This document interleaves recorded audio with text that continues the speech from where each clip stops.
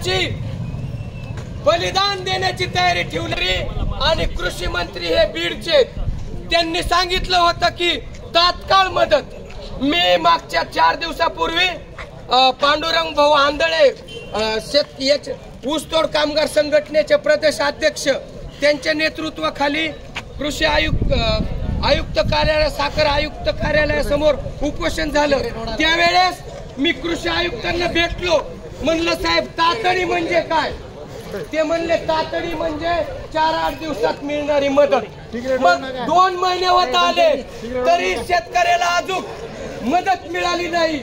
मी या बीड जिल्ह्याचे पालकमंत्री कृषी मंत्री आणि राज्य सरकारचा या शिवतीर्थावरून मी या ठिकाणी जाहीर निषेध करत आहे। ते छत्रपती शिवरायांचं या ठिकाणी नाव घेऊन राज्य करण्याचं काम करते। छत्रपती शिवरायांचा कारभार जर बघितला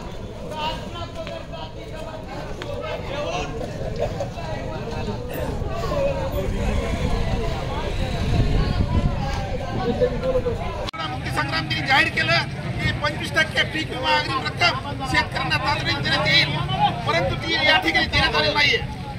दुसरी गोष्ट म्हणजे पाहिलं आपण तर सर्व शेतकऱ्यांना सरसकट पीक विमा किंवा नुकसान भरपाई द्यायला पाहिजे, कारण की ग्रामीण भागातल्या शेतकऱ्यांना अडाणी असल्यामुळं मोबाईलचं ई पाणीवर काही कळत नाहीये।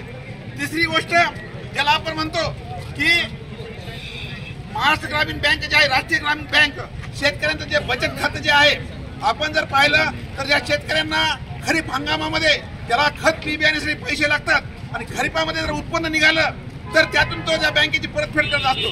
मात्र दरवर्षी कधी दुष्काळ असेल, यावर्षी अतिवृष्टी असेल, त्यामुळे शेतकऱ्यांना वेळेवर परतफेड करणं शक्य होत नाही आणि तेव्हा वेगवेगळ्या रोजगारचा असा प्रश्न, बाकीच्या प्रश्नामुळं जे शेतकऱ्यांच्या खात्यावर पैसे जमा झालेले असतात ते पैसे बँकांना खाते होल्ड लक्षात घ्या, खाते